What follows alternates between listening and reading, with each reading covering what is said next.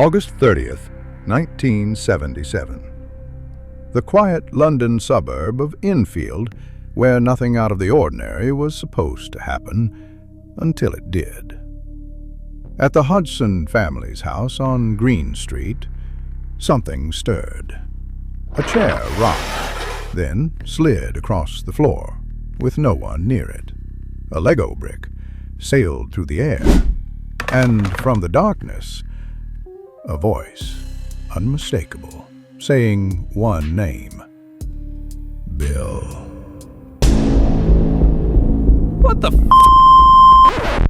According to BBC reports and the family's own testimony, a police constable who responded that night actually watched the chair move.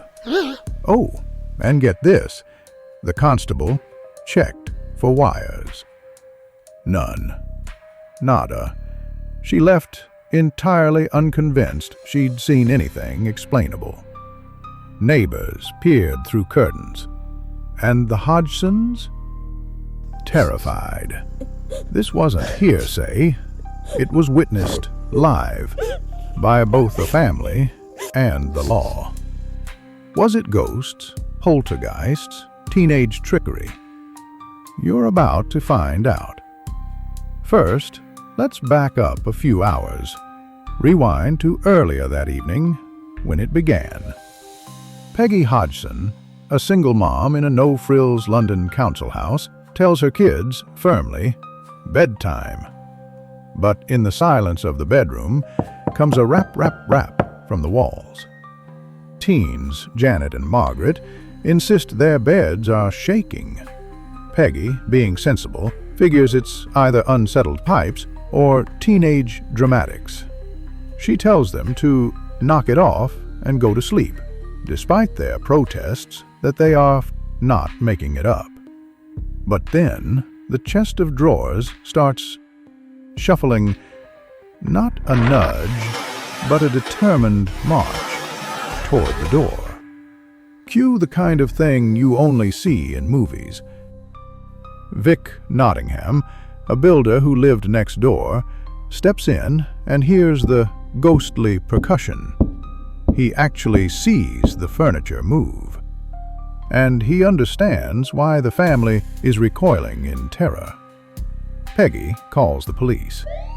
2 officers show up. One of them, Constable Heaps, reports that she saw a chair wobble, then slide across the floor. And no, she didn't see any strings or secret wires. The neighbor across the street also heard the knocks. Suddenly, this wasn't locker room prank material. It was a real-life mystery. What started as taps and giggles snowballed fast. The police were baffled, the neighbors were concerned, the Hodgsons were terrified, and the rumor mill went into overdrive. Things got weirder, much weirder. For the next year and a half, over 30 witnesses, neighbors, journalists, even police officers saw it all. Toys launching across rooms, picture frames ripping off walls, and a now famous snapshot of Janet seemingly floating above her mattress. It didn't stop there. From out of Janet's mouth came the voice of Bill Wilkins, an old man who, according to what he said, died in that very house decades earlier. This was not some random name. This was a man who lived there years earlier. Through Janet, he said, "I fell asleep and died in this chair." By now, this was attracting attention from all sorts of places, both believers and skeptics. Maurice Grosse and Guy Lyon Playfair, the paranormal dream team from the Society for Psychical Research, SPR for short, responded to this house call like no other, spending months documenting, cataloging, and doing some rather bizarre experiments. From September 77 to 79, they bunked in the Hodgsons' place. One camp focused on collecting data. I'm talking 180 hours of tape and every jolting photo they could snap. The other made intuitive calls, what felt real, what reeked of teenage theatrics. They logged over 2,000 incidents, toys flung, chairs tipping, and yes, Janet levitating inches off her mattress. One of the most chilling moments? When Gross filled Janet's mouth with water and taped it shut, the voice kept coming. No lips moving, no room for trickery. Or so they say. Playfair noted the voice occasionally switched topics, just like Janet might. Meanwhile, Gross offered £1,000 to anyone who could replicate that voice by ventriloquism. Spoiler, the response was crickets. By now, the case was no longer a creepy novelty story. It became a full-blown paranormal experiment. Tapes, cameras, night vigils, notebooks, complete with all the credentials to make you wonder, what exactly were they staring at? Still, you couldn't shake the feeling. Was this a pissed-off spirit? Or just a preteen craving attention? The press, of course, showed up in force, and any idea the family, or researchers, had of a slow news day went out the window. Word got to the Daily Mirror, and reporters Doug Bentz and Graham Morris were sent to get a story. They showed up expecting fluff and wasted time.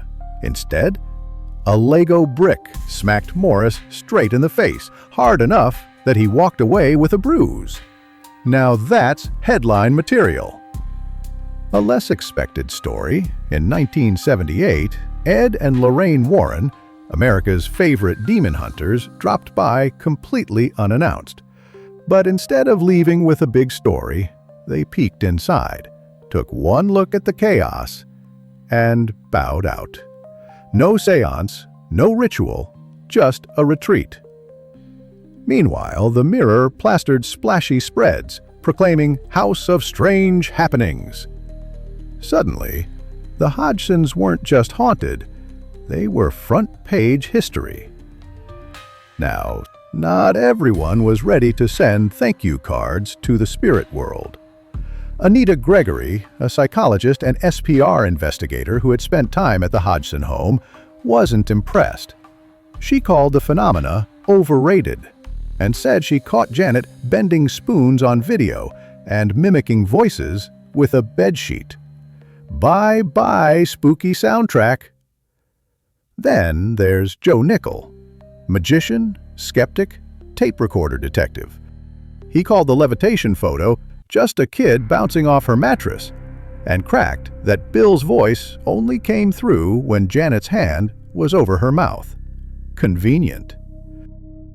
But hold your judgment. The SPR's own Guy Lyon Playfair admitted he saw pranks too. Even he said some of it was fakery, but not all. In other words, it's complicated, like peeling an onion of doubt.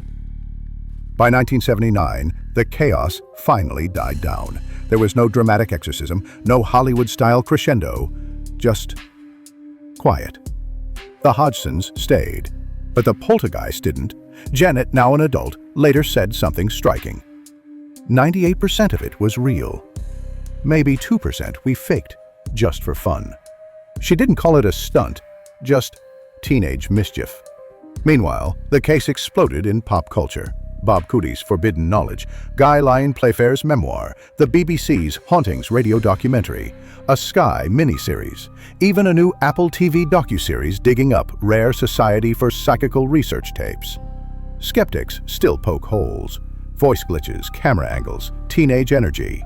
Believers see a rare, well-documented haunting, grounded in police reports, audio recordings, and hundreds of eyewitnesses. Today, 284 Green Street is someone else's home, but the legend lives on in dusty tapes, tabloid clippings, and the jitter in your spine when you hear a knock behind you. So, what was it? Genuine haunting, adolescent showmanship, or something in between? That's for you to decide. If this tale sent a shiver down your spine, do the thing. Hit the like button, subscribe, and tap that bell. You won't want to miss the next dive into these unbelievably true horrors. and other crazy weird stories. Until then, stay curious, keep your lights on, and maybe don't walk down that hallway alone at night.